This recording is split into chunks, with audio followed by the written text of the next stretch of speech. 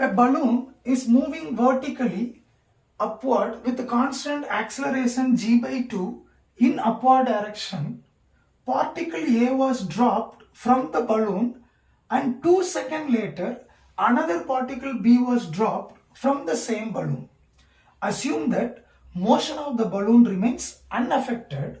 Find separation between A and B 6 seconds after dropping the particle B. None of the particle reaches the ground during the time interval under consideration. My dear children, what all this problem is about? See, there is a balloon which is having an upward journey and it is carrying the particle A and B along with it, and they togetherly move with an acceleration of what? G by 2 in upward direction. During this journey, from the balloon, particle A and particle B, they are dropped in a time interval of 2 seconds. So then, after dropping the ball B, 6 seconds after dropping the ball B, what would be the position of particle A and what would be the position of particle B, and what is the distance of separation between them if none of the particle has reaches the ground during the time interval under consideration. This is what the question is about. So when you try to calculate all these things, we will try to measure everything from the ground. Let me say this is a ground. So from the ground we are going to calculate everything. The particle A and particle B, they are traveling inside the balloon and the balloon is having a constant acceleration g by 2. What does it mean? Suppose the balloon starts from the ground with an initial velocity u0 in this direction. Then after reaching certain height, let me say this is the height it has reached. After reaching certain height, it would have certain velocity which is u1. Why it is changing the velocity? Because it is moving with an upward acceleration. A is equal to g by 2. So the velocity will keep on changes, and likewise when it reaches this distance, they may have the velocity u2. Likewise the velocity will keep on changes. So here you can see that u2 is greater than u1 and u1 is greater than u0. So the velocities are keep on changing at different places. Now the particle A and particle B is dropped in a time interval of 2 seconds. Let me consider if the balloon is at this point at a given instant, the particle A is dropped.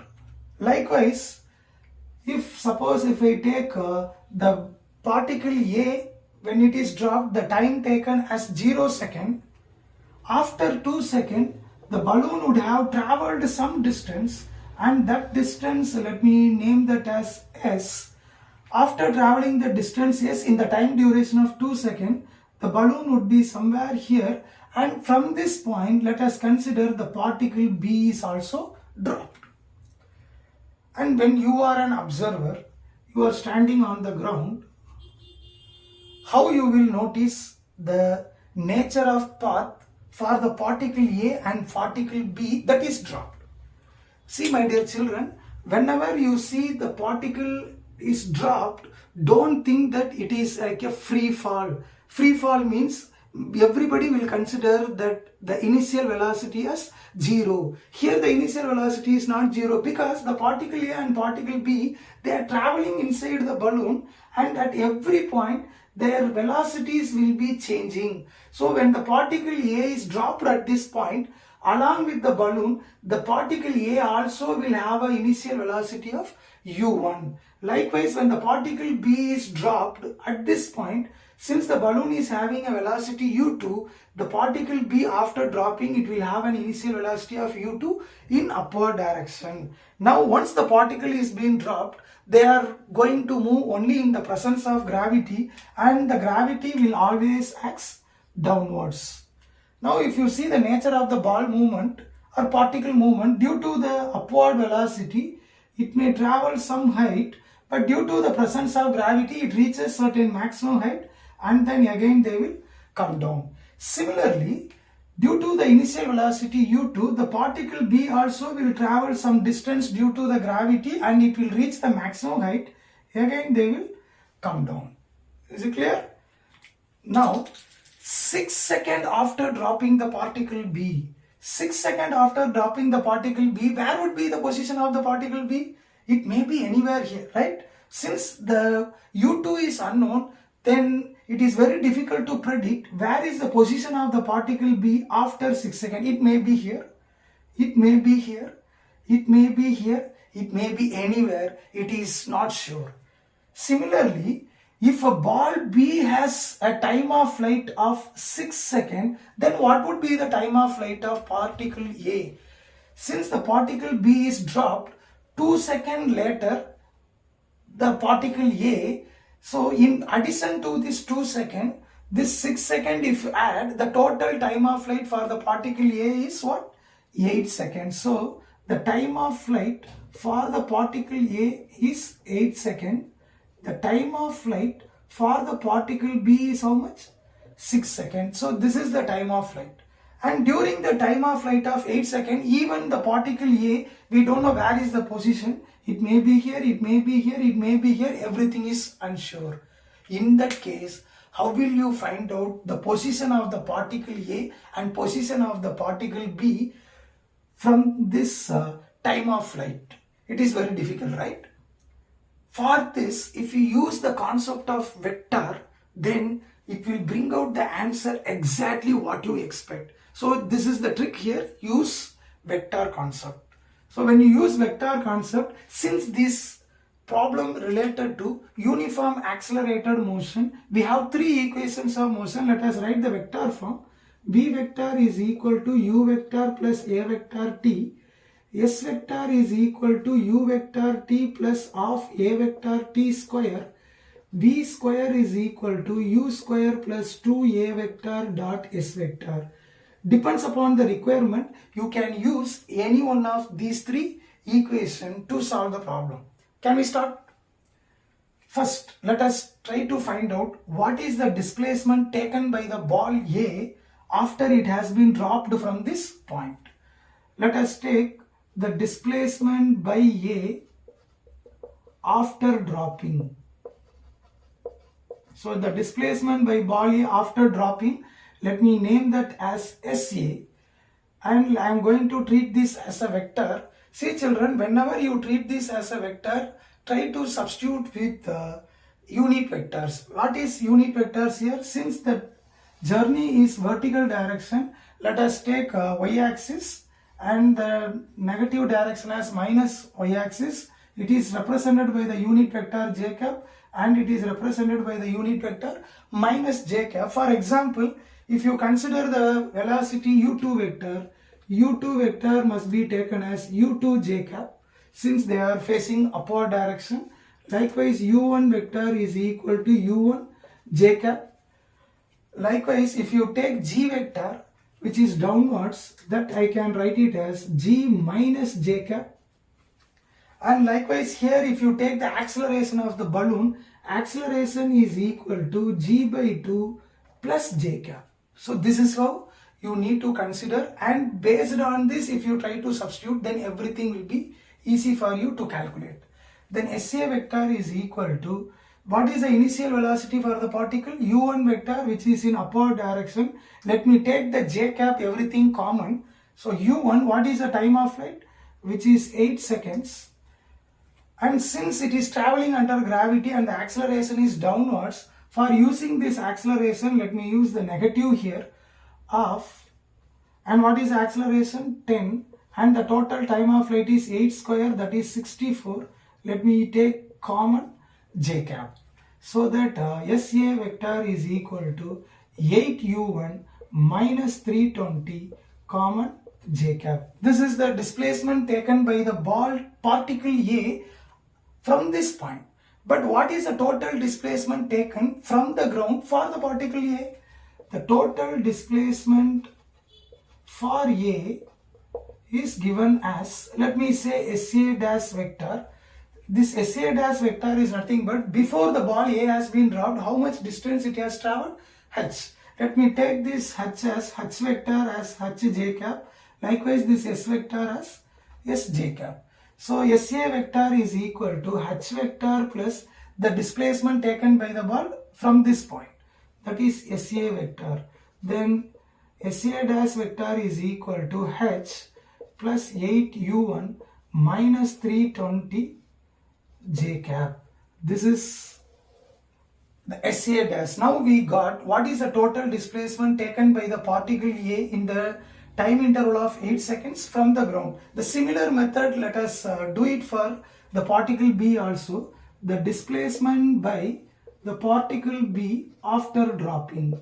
Let me name that as SB vector. So SB vector is equal to, for the particle B, what is the initial velocity? U2. And what is the time of flight? That is 6 minus 1 by 2 G10, and the T square is 36, and we can take that as common J cap, so that the SB vector is equal to 6u2, and this will be minus 180 J cap. This is SB vector. Then what is the total displacement taken by the ball B from the ground? Then the total displacement for B is given as SB dash vector. What is SB dash vector? Before the particle B is dropped, the balloon has already traveled this much displacement from the ground. That is H vector and S vector. So H vector plus S vector plus the displacement taken by the ball B. And here we need to find out what is S vector, and this S vector is the displacement taken by the balloon in the time interval of 2 seconds. Let me find out the S vector for the balloon which is moving with an acceleration of g by 2. To find S vector is equal to, what is the initial velocity of the balloon here? u1, and here I am not going to use minus because the balloon is going upward with an acceleration g by 2. So u1 t, what is the time interval? 2 plus 1 by 2, g by 2 is how much? 5, and the time t square, that is 2 square 4, common j cap.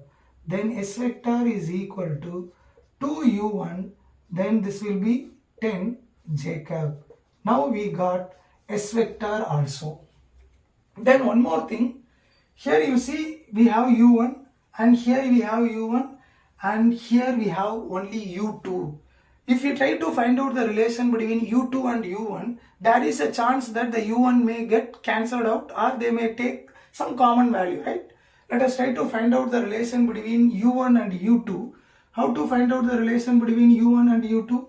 You see that the distance covered between u1 and u2 is s by the balloon with an acceleration of what? G by 2. So let me write the final velocity v as u2 vector. And what is the initial velocity? u1, and since it is moving with an acceleration of balloon, that is g by 2, which is considered to be 5, plus 5 in the time interval of 2 j cap. Then u2 vector is equal to u1 plus 10 j cap. So we got u2 also. Let us substitute everything in this equation. SB vector dash is equal to H vector is H plus, what is S vector? 2u1 plus 10, and what is SB vector? Which is 6u2. Here u2 is u1 plus 10. So 6u1, 6 into 10, that is 60, minus 180 j cap. Then I can write SB dash vector is equal to 2u1 plus 6u1, 8u1. So H plus 8u1, 10 plus 60, 70, 70 minus 180, that is minus 110 j cap. Now we got the final position of SA dash and SP dash for the particle A and B. So when we subtract these two positions, then we will get what is the distance of separation between them. And let us subtract SA dash vector minus SB dash vector, and we need the separation distance. So let us find out the magnitude alone. So SA dash minus SB dash, So what is SA dash? That is H plus 8U1 minus 320 minus what is SB dash? H plus 8U1 minus 110. This is calculated within the modulus. So here H and H will get cancelled, and here also you have to, since we are subtracting, minus 8U1 and this is plus 110. So minus 8U1 plus 8U1 will get cancelled, minus 320 plus 110, that is a modulus of minus 210. Then the distance of separation between SA and SB will be taken as 210 meter. So this is how we have to find out the answer for this question. So the trick here is, if you consider the unknown displacement in terms of vectors, then the vector will give you the correct answer.